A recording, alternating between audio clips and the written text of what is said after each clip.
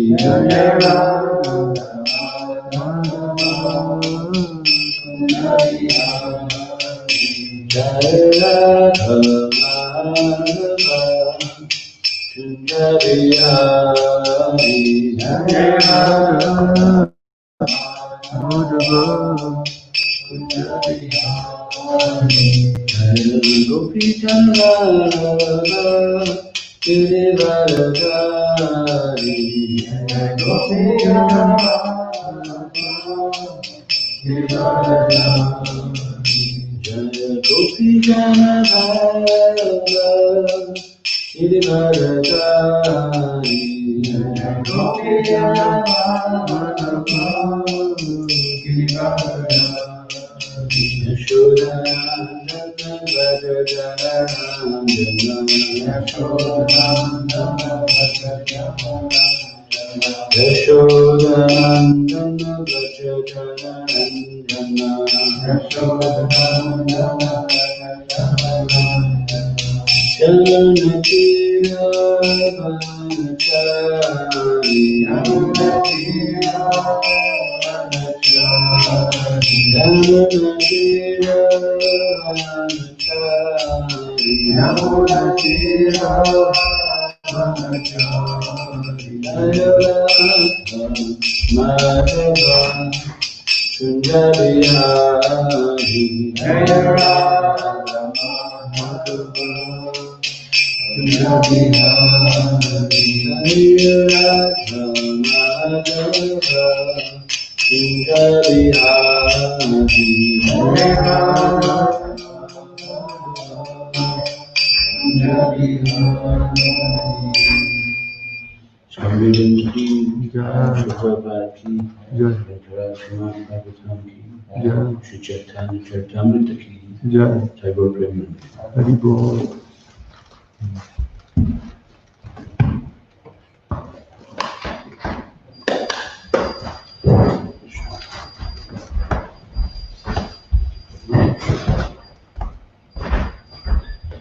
Written from Srila Prabhupada Charitamrita, Volume 5, Let There Be a Temple.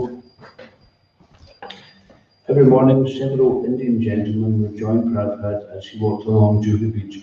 Whenever Prabhupada would criticize so-called great political and spiritual leaders of India, exposing their poor understanding of Bhagavad Gita, these men would become disturbed.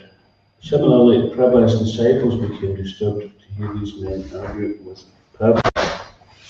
One day, when Prabhupada criticized a favorite hero, a certain doctor argued back, criticizing Prabhupada's statement that the absolute truth was Krishna, the Supreme Person of the Godhead. The doctor and others asserted that the absolute truth was many things and that ultimately everything was one. The devotees could barely restrain themselves, but still, Prabhupada always treated these men as his friends. Early the next morning in his room, however, Prabhupada told his disciples that these men were actually Mayavadis. We will now have a program where we will walk on the beach, but we will only chant Hare Krishna. If they want to talk, we will just chant, and we will all chant only. If they wish to, they can walk with us. Prabhupada had already said, they will be restless if we do that. Even if they don't chant, said Prabhupada, if they only hear, it will be beneficial for them. Mayavadi philosophy is very dangerous. Sri Chaitanya Mahaprabhu said that whoever hears it is doomed. The devotee asked why a Mayavadi would disguise himself as a Krishna Bhakta. They do it, Prabhupada said, to get popular reception for being liberal to all. But if a woman says that she's very liberal and accepts any man, that may seem to be a liberal proposal, but it is not good. We will read the Krishna book on the walk. Prabhupada said, I am walking with my disciples. If these men like, they can join in here. But if they want to ask questions, they must accept the Guru's answer without argument. Is that all right? The next morning, although the usual challengers did not join the walk, Prabhupada had Giriraj read aloud from the Krishna book. Suddenly, Prabhupada sighted the familiar group of speculators approaching from the opposite direction. But as they drew closer, they purposely turned aside so as to avoid Prabhupada. One of them came over, however, and representing the entire group informed Prabhupada that they were not going to walk with him anymore. They had met and decided that their conversations with him created too much argument and criticism. India has many saints, the man added. I am the policeman, Prabhupada said, and I have to catch the thief.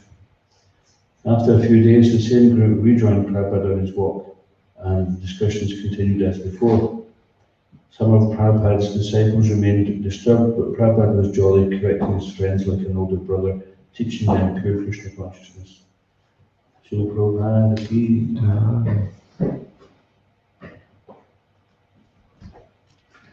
Jaya Jaya Shri Chaitanya Jaya Nityananda Jaya Jaya Shri Chaitanya Jaya Nityananda Jaya Advaita Chandra Jaya Gaura Bhakta Jaya Advaita Chandra Jaya Gaura Bhakta Jaya Jaya Shri Chaitanya Jaya Nityananda Jaya Jaya Shri Chaitanya Jaya Nityananda Jaya Advaita Chandra Jaya Gaura Bhakta Jaya Advaita Chandra Jaya Gaura Bhakta Jaya Jaya Shri Chaitanya Jaya Nityananda Jaya Jaya Shri Chaitanya Jaya Nityananda Jaya Advaita Chandra Jaya Gaura Bhakta Jaya Advaita Chandra Jaya Gaura Bhakta Hare Krishna Krishna Krishna Hare Hare Hare Krishna Krishna Krishna Hare Hare Hare Rama Rama Rama Hare Hare Hare Rama Rama Hare Hare.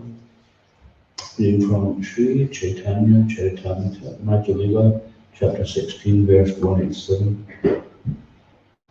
Tabe Mahaprabhu Tadre Kripa Drishti Kari Tabe Mahaprabhu Tadre Kripa Drishti Kari Tabe Mahaprabhu Tandre Kripa Drishti Kari Ashvasiya Kahe Tumi Kaha Krishna Hari Ashvasiya Kahe Tumi Kaha Krishna Kari Ashvasiya Kahi Tumi Kaha Krishna Hari Tabe Mahaprabhu Tandre Kripa Drishti Kari Tabe Mahaprabhu Tandre Kripa Drishti Kari Ashvasiya Kahe Tumi Kaha Krishna Kari Hari Ashvasiya Kahi Tumi Kaha Krishna Hari Tabe Mahaprabhu Tandre Kripa Drishti Kari Tabe Mahaprabhu Tandre Kripa Drishti Kari Ashvasiya Kahe Tumi Kaha Krishna Hari Ashvasiya Kahi Tumi Kaha Krishna Hari Tabe Mahaprabhu Tandre Kripa Drishti Kari Tabe Mahaprabhu Tandre Kripa Drishti Kari Ashvasiya Kahe Tumi Kaha Krishna Hari Ashvasiya Kahi Tumi Kaha Krishna Hari Tabe Mahaprabhu Tandre Kripa Drishti Kari Tabe Mahaprabhu Tandre Kripa Drishti Kari Ashvasiya Kahi Tumi Kaha Krishna Hari Ashvasiya Kahe Tumi Kaha Krishna Hari Tabe Mahaprabhu Tandre Kripa Drishti Kari Tabe Mahaprabhu Tandre Kripa Drishti Kari Ashvasiya Kahi Tumi Kaha Krishna Hari Ashvasiya Kahi Tumi Kaha Krishna Hari Tabe Mahaprabhu Tandre Kripa Drishti Kari Tabe Mahaprabhu Tandre Kripa Drishti Kari Ashvasiya Kahi Tumi Kaha Krishna Hari Ashvasiya Kahe Tumi Kaha Krishna Hari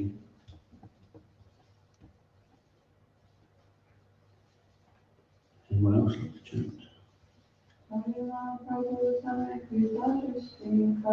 Tabe Mahaprabhu Tandre Kripa Drishti Kari Ashvasiya Kahe Tumi Kaha Krishna Hari Tabe Thereafter Mahaprabhu Shri Chaitanya Mahaprabhu Shri Chaitanya Mahaprabhu Hare unto him unto him Kripa Drishti Kari Kripa Drishti Kari glancing with mercy glancing with mercy Ashvasiya giving assurance giving assurance Kahe says to me to me you Kaha utter Krishna Krishna the holy name of Krishna the holy name Krishna Hari Hari the holy name Hari the holy name Hari Translation Sri Chaitanya Mahaprabhu then glanced with mercy at the Muslim governor, giving him assurance. He asked him to chant the holy names Krishna and Hari. Please repeat Sri Chaitanya Mahaprabhu, Shri Chaitanya Mahaprabhu, then glanced with mercy that granted mercy at the Muslim governor, and the Muslim government, giving him assurance. giving him assurance. He asked him to chant the holy names of Krishna and Hari. He asked him to chant the names of Krishna and Hari. Sri Prabhupada's purport. It is Sri Chaitanya Mahaprabhu's mercy that he advises everyone, even Chandalas, lectures and evidence, to chant the holy name of the Lord. In other words, one who has taken to chanting the holy names, Krishna and Hari, has already received Sri Chaitanya Mahaprabhu's mercy. The Lord's request to chant the holy name of Krishna is now extended to everyone in the world through the Krishna consciousness movement. Whoever follows Sri Chaitanya Mahaprabhu's instructions will certainly be purified, and one who sincerely chants the holy name offenselessly is already more than a Brahmin. Unfortunately, there are many fools and rascals in India who do not follow Western Vaishnavas to enter certain temples, do not allow Western Vaishnavas to enter certain temples. Such rascals do not clearly understand the Vedas. As stated previously, Yan Namedya Nama Yan Name Namadiya Shavananu Kirtanat Savanaya Kalpati.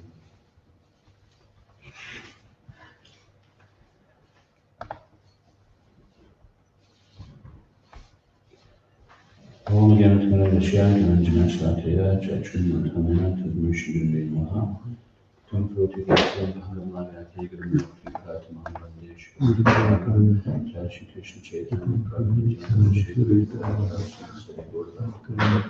Hare Krishna Hare Krishna, Krishna Krishna, Hare Hare Rama, Hare Rama, Rama Rama, Hare Hare.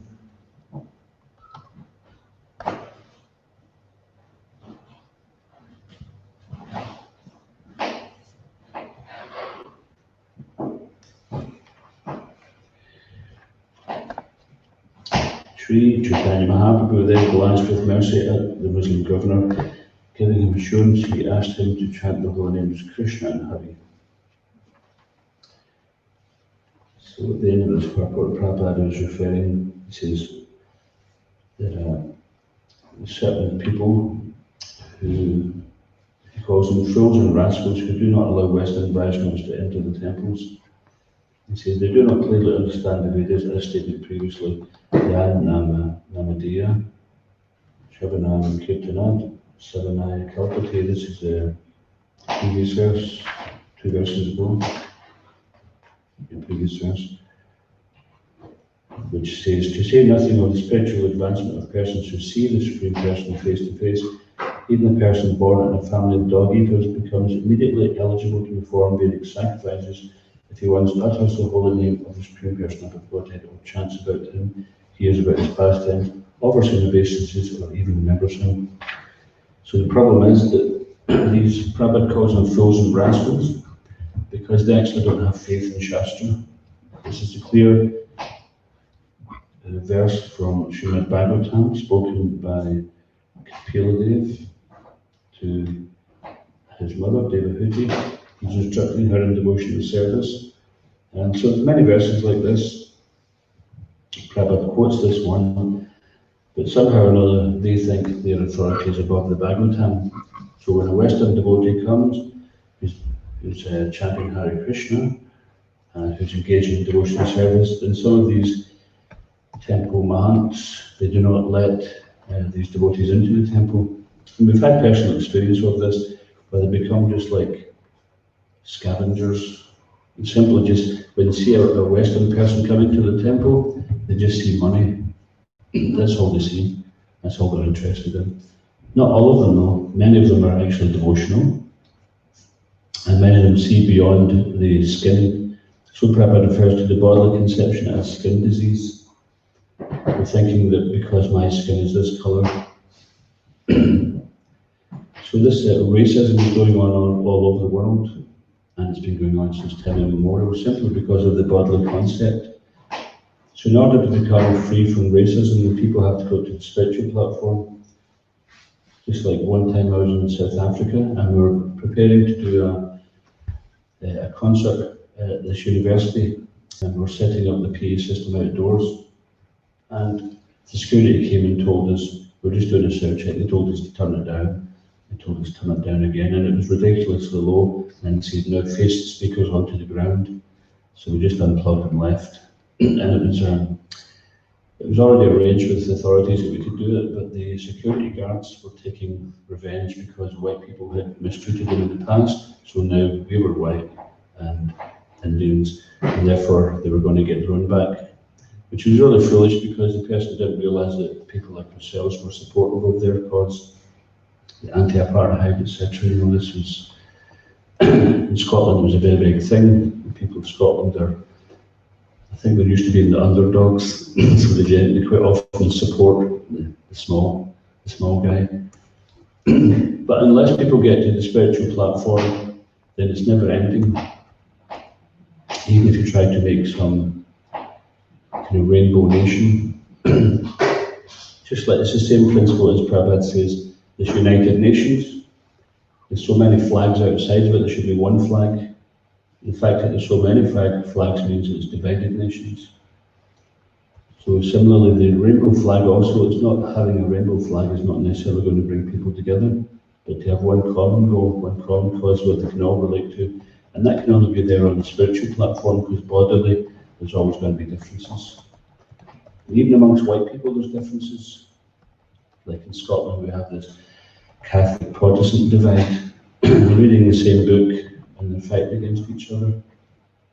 And so this is and we see here also that some Prabhupada's pointing out that these people are apparently reading the Vedic literatures, but they're not allowing devotees into the temple because of the colour of their skin. So it means they don't understand the first thing about spiritual life. So what's the first thing about spiritual life? Not the body. Not the body. Yes. Aham Brahmasmi, spirit. They realise that we're spirit. So if we realise that we're spirit, we realise we're not the body. And we realise that everyone else is not the body, not just people with different colours of skin, but even all other living entities. To understand what is a symptom of the soul. So Prabhupada said that the symptom of the soul is consciousness. And of course you could say, well, we don't let animals into the temple, etc. Well, that's fine, because they're not coming in to pray or to do puja or chant japa or something. And animals can get something prasadam, or you can hear kirtan from outside. Occasionally there are some instances where animals would come regularly to class. I can't remember the details of it, but there was one bull who used to come to class often. Even when Mayapur was flooded, the pujari who was doing the puja for Lord Nrsimhadev, he says the water was like up to here in the temple, so devotees wouldn't come to Mangalati. Occasionally, if they had a boat, they might come to Mangalati on the boat. But he said it was actually, the pujari was offering arti to Lord Nrsimhadev, and this snake would come up, and he was actually thinking, oh, this is a very poisonous snake. I'm in a very dangerous position, but I can't stop the arti, because once you start the arti, you're not supposed to be interrupted. Well, just like if someone's doing arti for the deities, you don't go up and say, you start discussing something like, what vegetables do you want cut today, something like that. You know, you don't interrupt. When you blow the conch to start the arti, then there's no interruption until you finish the arti. Same with puja, addressing the deities, we shouldn't talk.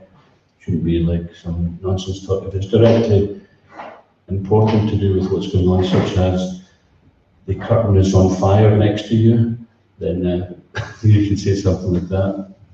Not that, oh, the curtain's on fire, but we shouldn't interrupt the puja, so we better wait till the conch comes, and then we can say, oh, by the way, the altar's on fire. Anyway, the point is that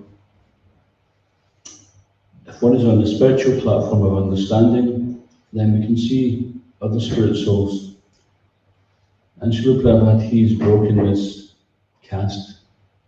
Caste is like a caste, which is a mold which has been made, and he's broken it because he said, no, it's not so rigid as this. Anyone who comes and chants the holy name, anyone who sees the Lord, they're immediately elevated to the spiritual platform. But if someone wants to monopolize a situation, then it's convenient for them to be on the bodily platform. And because they're on the bodily platform, then they'll take money from you, but they won't allow you entrance because they're thinking, even actually, in some temples they don't even allow Indians if they've been brought up in the West, because it means that they've eaten meat or something like that. They consider it to be very strict and puritanical, but they're not realizing that the purity is coming from the Supreme Personality of Godhead, who is Pavitram, who is completely pure. And by associating with Krishna through his holy name, through service, etc., through darshan, through associating with the devotees, many different aspects of devotion service, then one becomes also pure. So Prabhupada speaks quite strongly here. And just as he was speaking in the Prabhupada Chaitanya there, he was speaking strongly against Mayavadi philosophy that one shouldn't hear these things. So Prabhupada was not, he was not afraid if he would hear it, that his faith would be damaged in some way. But for his disciples, he was showing the example that we should not hear from them. If they want to join us, they can hear Krishna book, they can hear the holy name, but we're not going to give them the opportunity to speak nonsense. So in this way he was showing his devotees that keep this poisonous philosophy far away. Just like if there's a snake and you want to distance yourself from a poisonous snake, very dangerous, isn't it? You don't think, oh, the snake is also spirit, so let it stay in my room. It's not, you wouldn't be comfortable, would you? You wouldn't be comfortable knowing there's a snake under your bed. Just like one time we were in an Ayurvedic clinic in India, and right outside my bedroom there was this medicine cupboard and there was a snake in it, and they had to get it out, but they weren't exactly sure whether they had got it out or not. So that night I didn't sleep too easy. But as I say, Mari Krishna Rakhi Raki Krishna Mari. If Krishna wants to kill me, who can save me? If Krishna wants to save me, who can kill me? At the same time, we have to use our intelligence to be careful. We're here for a purpose, and that purpose is to serve Lord Chaitanya Mahaprabhu's sanctity mission, to give this holy name to everyone, because he's saying that in Kali Yuga nobody is qualified. You know, if we want to take the Bhagavatam, then it says that even in the Kali Yuga, demons take birth in Brahmin families. Yes. Of course, not everybody. It's not that everybody who takes birth in Brahmin families is demons, so that's written off. But the point is that actually everybody is lower than Sudra, whether we're born into this or born into that. So His Holiness Sri Dayananda Maharaj once gave a lecture, and he says if a Brahmin is eating meat, is he still a Brahmin? If a Brahmin is drinking alcohol, is he still a Brahmin? If he's gambling, is he still a Brahmin? If he's engaged in illicit sex, is he still a Brahmin? So Brahmin doesn't mean by birth, it means by qualification, and that Sri Krishna explains in Bhagavad Gita, Guna Karma Vibhagasa, Chaturvarna Maya Shustam Guna Karma Vibhagasaha. That this Chaturvarna Maya Shustam is Maya Shustam, it's his system, he set it up. The four orders of spiritual and the four orders of social life was set up by him, and people are naturally attracted to one of these by their qualities and by their activities. So if one is born in a low family, but they have the qualities of a higher caste, then that's what they should operate in. If one is very clean, compassionate, what are the four Brahminical principles? Forgiveness. Forgiveness, no. Purity. So there's four: cleanliness, mercy, austerity, and Forgiveness. huh? Forgiveness. Is that right? Truthfulness. Truthfulness.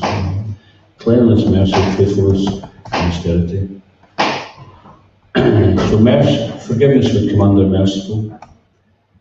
And if one has these four qualities, if one develops these four qualities of cleanliness, mercy, truthfulness, and austerity, then one counteracts the four sinful activities.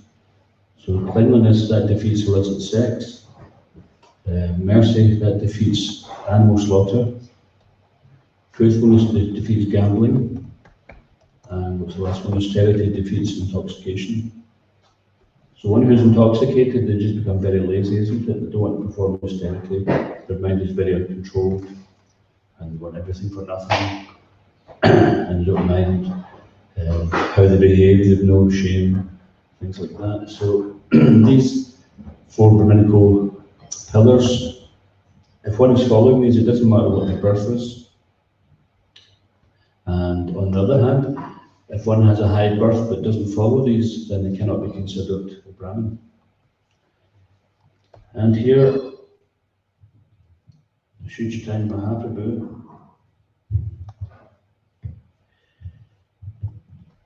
he says he glanced with mercy at the miserable governor, giving him assurance, yes, and Chaitanya, all the names Krishna and Hari.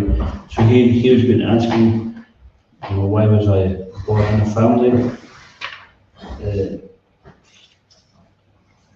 Why was I born in such a family? Why could I not have been born in a Hindu family? Then I could have been more, could have found your association more accessible. And Lord Chaitanya gave him insurance, basically not to worry, just to chant all the names. So the Supreme Personality of Godhead, Krishna himself, who is Sri Krishna Chaitanya Mahaprabhu. Then he is encouraging anyone from any background, whether they be of a lower caste or even an outcast, and he personally would go and embrace people from outcasts. And this was infuriating the local Brahmins because he was therefore, their concern is to monopolize for their own livelihood. So that became a threat. And Srila Bhaktisiddhanta Saraswati also, he received death threats when he was preaching against his caste consciousness, and when he was introducing the principle of Yukta Vairagya to utilize everything in Krishna's service. And he was heavily criticized for sending his disciples overseas. But he knows the mission of the Lord, which is to spread the holy name to every town and village, not just within India, but the whole world. So such great compassion. The Srila Prabhupada himself also, he underwent criticism because he also had to make some adjustments in order to spread Krishna consciousness around the world, such as, I was just reading yesterday that some of his godbrothers were criticizing him for having ladies in the ashram, because traditionally it's only men in the ashram. Prabhupada said, if we hadn't did this, then the movement would not spread. And also Prabhupada took it to the higher platform, took it to the spiritual platform that everybody is spirit soul. We're not seeing each other as a body, we're seeing each other as devotees of Krishna. So this is giving us the opportunity to come to a higher platform. The Srila Prabhupada is so advanced that he's leaving the traditionalists behind. But nowadays they're starting to catch up again because they have no choice. And this was Lord Chaitanya Mahaprabhu did this, and Srila Bhaktisiddhanta did this back in the beginning of the 20th century, when different types of communication and travel made the world a smaller place. It used to be back in the Middle Ages, if say someone was going on a crusade from England to the Middle East, it could be like many years before they would return. Nowadays you could be there in a few hours. So this, the world has become very small, and therefore Srila Bhaktisiddhanta Saraswati, understanding this, realized that if we don't join with the modern times, and we can carry the same message, the same timeless message into the present age. If we don't do that, then we'll just remain some obscure village religion in West Bengal. but actually, now we see it's all over the world. Yeah. And Srila Prabhupada, in the same mood, then he made adjustments in order to satisfy the main principle, which is to spread the holy name. Chanting, dancing, and feasting, this is the main thing. Everything else is just to serve that purpose. And spreading of this Krishna consciousness movement, this is an important thing. So sometimes details may change, but the principle won't change.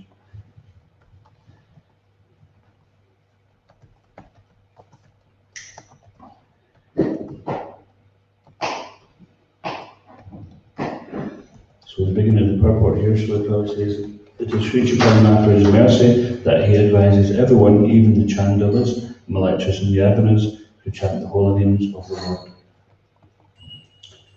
In other words, one who is taken to the chanting of the holy names, Krishna and Hari, has already received Chaitanya Mahaprabhu's mercy. And this chanting of the holy names extended to everybody in the world through the Krishna consciousness movement. So sometimes people start their own movement simply because they're unable to cooperate or they're envious of the Krishna consciousness movement. But they would do better to actually just join forces together and we can spread this movement. So even within the Krishna consciousness movement, sometimes the devotees have some disagreements, but they shouldn't let these things distract them from our real purpose, which is that we should chant Hare Krishna and we should invite and encourage other people to chant Hare Krishna.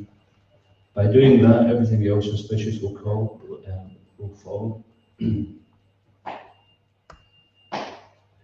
And if we have some faith in the holy name, then just by engaging people in the chanting process or distributing books so they become convinced to try the chanting, and then when they start chanting, then the books will reveal much more and more knowledge of the depth of Krishna consciousness.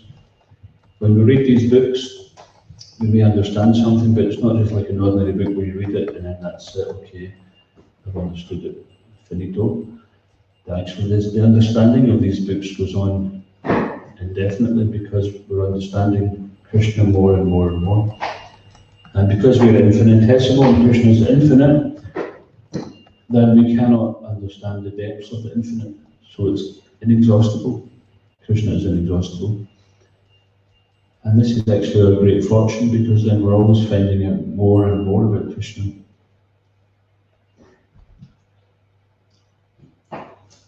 Okay, so we'll just stop there. Has anyone got any questions, comments? Prabhupada's Prana is mentioned that someone who chants the holy name offensively is more than a Brahmana. And what does that mean? Is it like a pure devotee, or how can you call someone who is more than a Brahmana? Yeah, a Vaishnava is more than a Brahmana. So, and there's different ways. Sometimes you can understand this practically, that a Vaishnava will do any service for Krishna, whereas a Brahmin may have certain things, he might not do certain things, like he may not engage in certain types of occupation, but a devotee, because he sees everything in relation to Krishna, he can do everything. And so a Vaishnava means that he's not even attached to the mode of goodness. Sometimes Krishna explains in Bhagavad Gita that although the mode of goodness is elevating, then sometimes one in the mode of goodness becomes attached to a certain sense of happiness. They become attached to their own happiness. Because you can achieve that, you can achieve a lot of relief from material stress by mitigating association with the modes of ignorance and passion.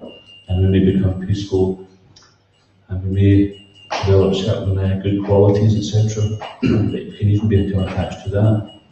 And then, just like there's an example where Krishna and the cowherd boys, they were out having some tending the cows, and so they're feeling very tired and thirsty and hungry, and they approached the Brahmins, and they said, "Oh, please feed us, we're hungry." And the Supreme Personality of Godhead, they were worshipping the Supreme Lord through their mantras and the yajnas, and then when they came and said, "Will you feed me?" and they said, "No, we're too busy doing yajnas." But then when they went to the wives of these Brahmins, they said, "Oh, certainly we'll feed you." So they were actually more elevated because they were serving the Supreme Lord. But the Brahmins were too attached to the rituals, you see. So we can become attached to, it's just like Srila Prabhupada says that the devotees of the Lord will undertake so many risks to spread this mission of Lord Chaitanya. So for ourselves, we might like to stay in a very nice peaceful, static situation, but sometimes we'll just go into the most hellish situation out of compassion. And even if it's not that we feel compassion, but we know it's the mission of the Lord who is all compassionate, so by doing it, then we develop compassion. It's just like one day we may be chanting 64 rounds, or we'll be chanting so many rounds and engaging in some nice service like clearing the temple or something like that, and making garlands. And then another day we may find ourselves trying to sell some books in a butcher shop or something like that. So normally we're in a pub, and the devotees here many times have been around the pubs and nightclubs, butcher shops, all sorts of places where you normally wouldn't find Brahmins because they're going a step higher and they're taking the Lord's mission. Actually, there's a verse in, I think it's the second chapter, I can't remember if anyone remembers the actual verse that I can say, where the Krishna advises Arjuna that one should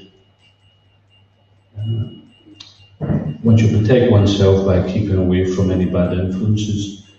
And then the Prabhupada says that, but because the devotee knows the will of the Lord, then sometimes he's more merciful than the Lord because he'll even take some risks against his own external purity to go and take the mission of the Lord to other places.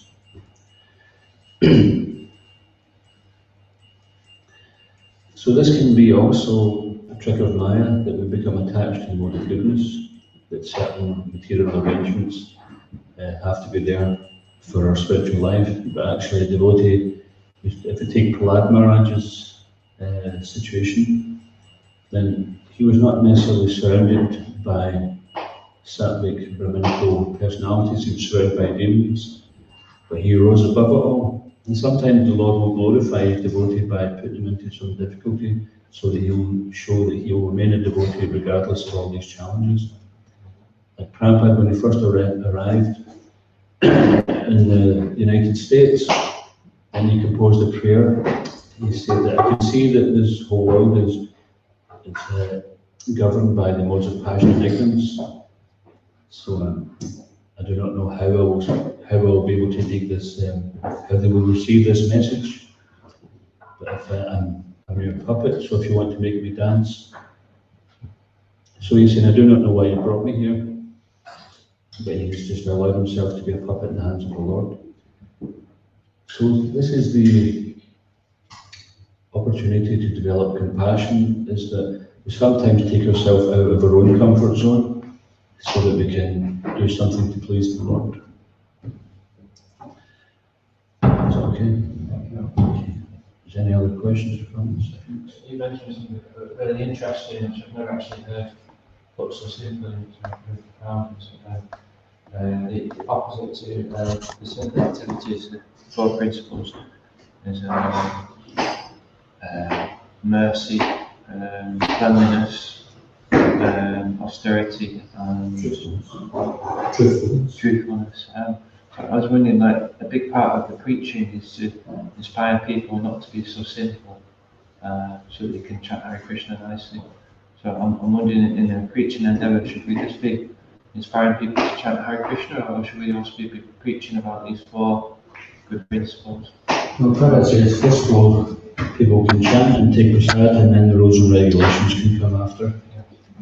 If we try to talk about the rules and regulations first, then people will just think it's impossible. And we may have all thought that. I thought it was impossible. I thought it sounds very good, but it's not possible. Can't give up this, can't give up that. But when you start to chant, then Krishna qualifies you, and then he'll uplift you by the chanting of the holy name. We're associated with Krishna, who's Pavitram, and he gives us shelter.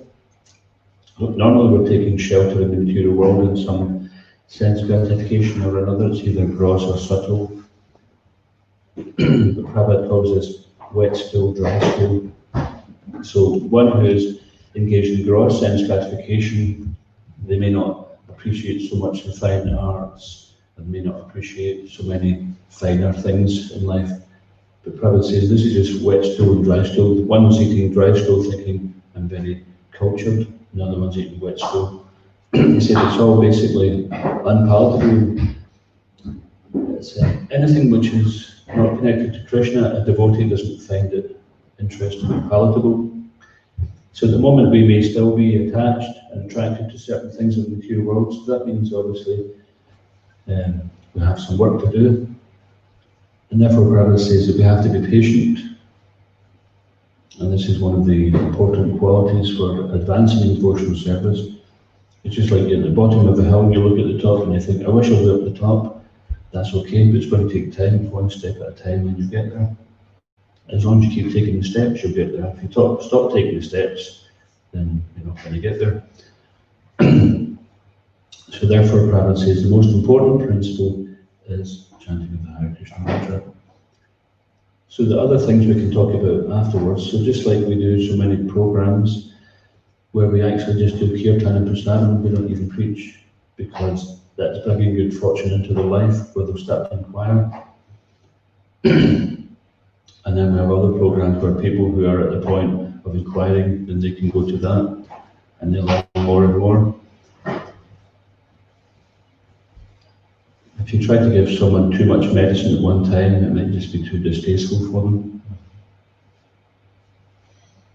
So we have to be patient with ourselves, but we also have to be patient with other people.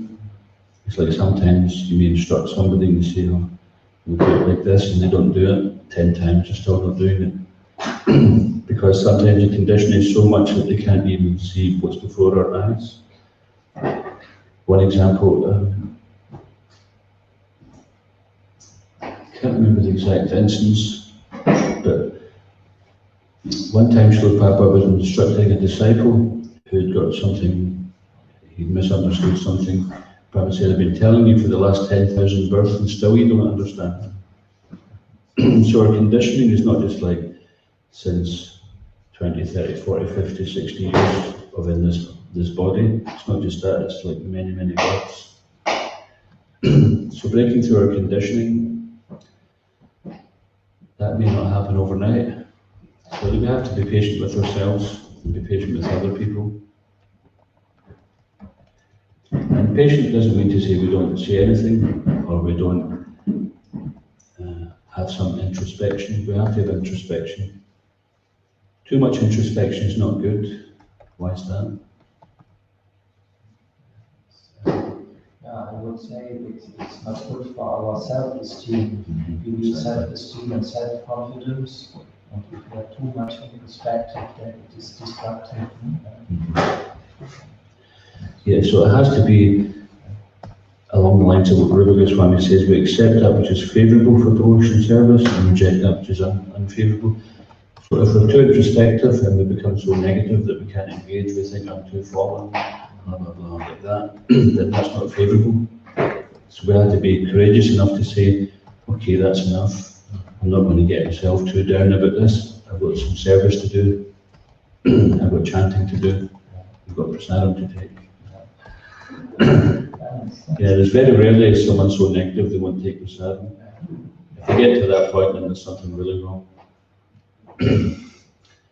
So too much introspection is not good. So a little bit, and that should be there as a springboard, an impetus to make us think, to make us a little humble, so that we're enthusiastic to do service, to serve the devotees. Yesterday I was reading that Srila Prabhupada was in Vrindavan, and his servant at that time was Shruti Kirti Prabhu, who was generally cooking and massaging and doing personal service for Srila Prabhupada. So when he went to Vrindavan, then Mother Yamuna was there and she cooked for prasadam. And he was not used to having such free time, because generally his day was fully absorbed in serving Srila Prabhupada. So he had some free time, and Prabhupada called him in and said, have you had prasadam yet? And he said, no. And he said, okay. So they were in the Radha Damodar temple in Vrindavan. So he said, okay, sit down and take prasad. And he called Yamuna, serve him one plate, but he was feeling like, no, I don't want to sit in front of Srila Prabhupada and take prasad, this is, I don't want to do this. I'll just go and eat somewhere else. He says, no, sit down here with me. So he was feeling like his life had become perfect. Such an honour. And then Yamuna Devi cooked prasadam and served it out. And he had a few realizations. One of his realizations was that whatever he cooked before, it was terrible because she's such an amazing cook. And he felt like it was a disservice out of his humility. He thought his cooking was a disservice to Prabhupada. But that was kind of beside the point. The point Prabhupada made was, okay, now today she's cooked for you and served you prasadam. Tomorrow you cook for her and serve prasadam. He said, this is Krishna consciousness, it's about reciprocation. He said, we don't just take service, we have to offer it. If someone serves us, we serve in return. So therefore, Rupa Goswami explains that giving and receiving prasad, inquiring, giving and receiving gifts like that. So someone serves us, when we look for a way to reciprocate by serving them back, we don't just think, finally people are starting to recognize me, and it's only a matter of time before more people will recognize me, and everyone will eventually be serving me. They're beginning to realize my glories. So that's not the devotional attitude.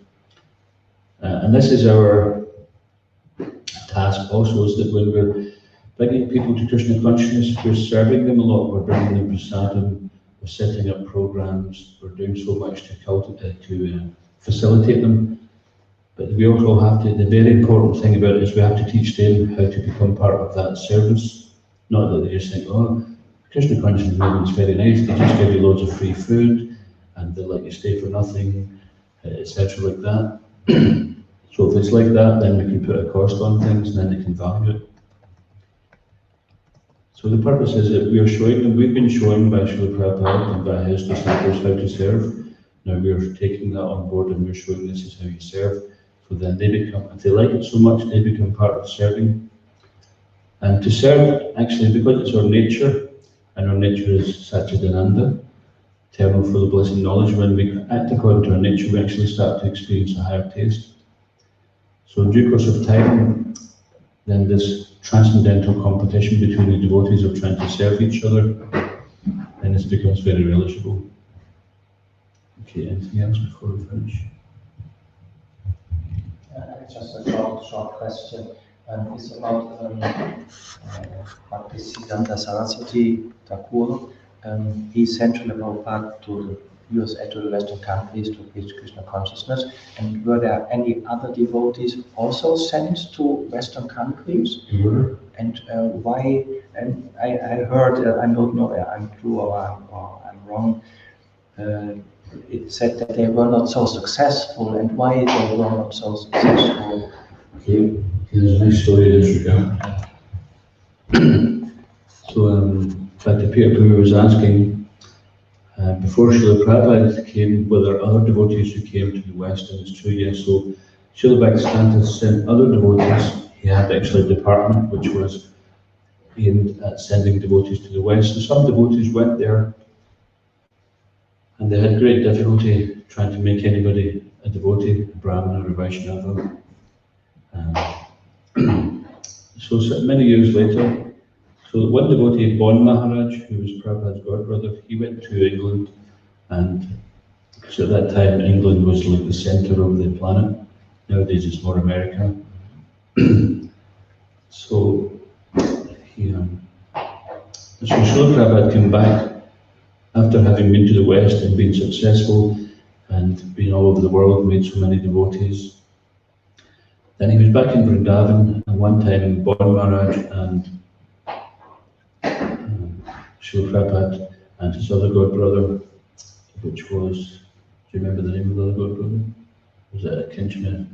It was a Kinchana, or Nish Kinchana. And one of his godbrothers, he said to Bon Maharaj, he says, you went to the West, and Srila Prabhupada went to the West, and he compared so many things, and he says, so why was it he was successful and you weren't? And Prabhupada actually looked very humbled at this point, he looked a bit embarrassed. But Bon Maharaj, he says, because he has unflinching faith in the holy name.